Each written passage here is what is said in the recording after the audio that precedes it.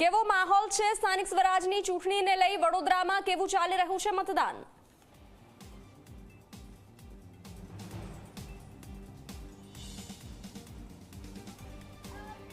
બિલકુલ બંસી, વાત કરવામાં આવે તો વિધાનસભાની ચૂંટણીમાં પણ જેવો માહોલ નથી જોવા મળતો તેવો માહોલ કરજણ નગરપાલિકાની ચૂંટણીમાં સવારથી જ જોવા મળી રહ્યો છે। બપોરના સમયે જે બૂથ છે ત્યાં મતદારોની સંખ્યા ખૂબ ઓછી થઈ જતી હોય છે, પરંતુ તમે જોઈ શકો છો કે બપોરના 2 વાગી ગયા છે, તેમ છતાં પણ જે મતદારો છે તેમની સંખ્યામાં ઘટાડો નથી થઈ રહ્યો। મતદારો ખૂબ મોટી સંખ્યામાં પોતાના મતાધિકારનો ઉપયોગ કરવા માટે મતદાન કેન્દ્રો સુધી આવી રહ્યા છે।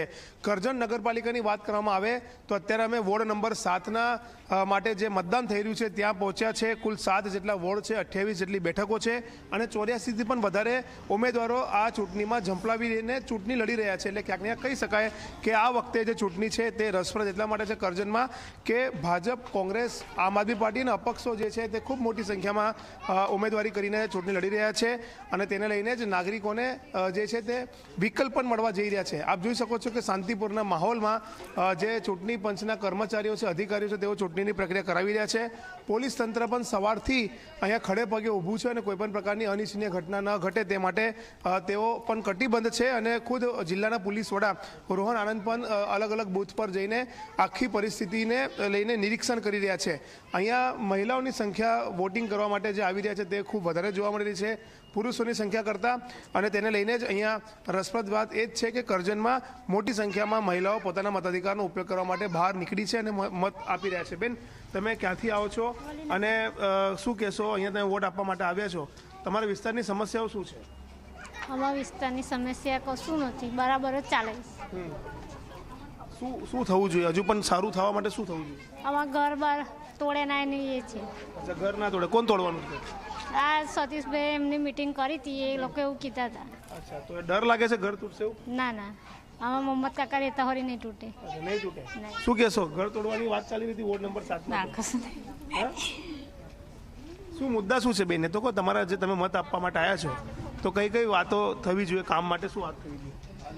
શું કામ થવા જોઈએ બેન? તમે તો કહો શું કામ થવા જોઈએ?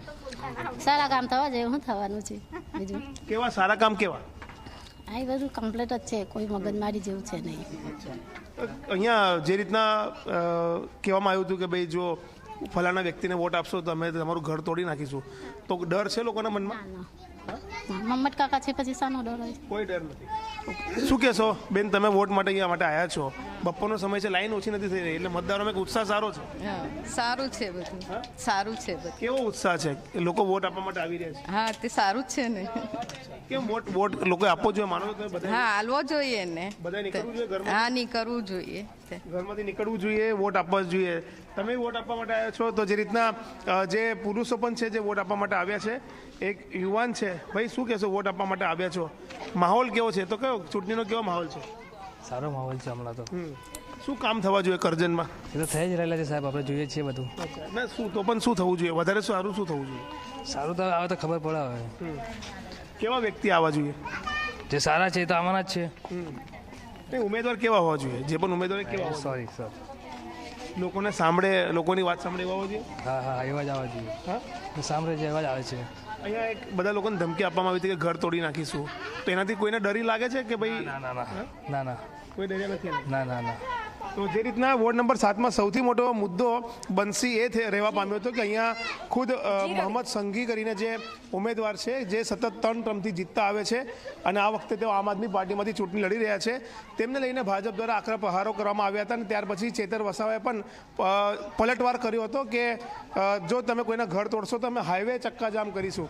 એટલે ક્યાંક ને કહી શકાય કે આ જે મુદ્દો છે એ આ ચૂંટણીમાં સૌથી વધારે વોર્ડ નંબર 7માં જોવા મળી રહ્યો છે, પરંતુ નાગરિકો કહી રહ્યા છે કે તેમને કોઈનો ડર નથી અને તેઓ પોતાના મુક્ત મને તેમને જે ઉમેદવાર સારા લાગી રહ્યા છે, જે કામ કરી શકે તેવા લાગી રહ્યા છે, તેના આધારે તેઓ પોતાના મતાધિકારનો ઉપયોગ કરી રહ્યા છે। જી રવિ, આપ જોડાયેલા રહેશો તો વલસાડથી ચેતન પટેલ જોડાઈ ચૂક્યા છે। જી ચેતન, શું કહી રહ્યો છે મતદારોનો મિજાજ?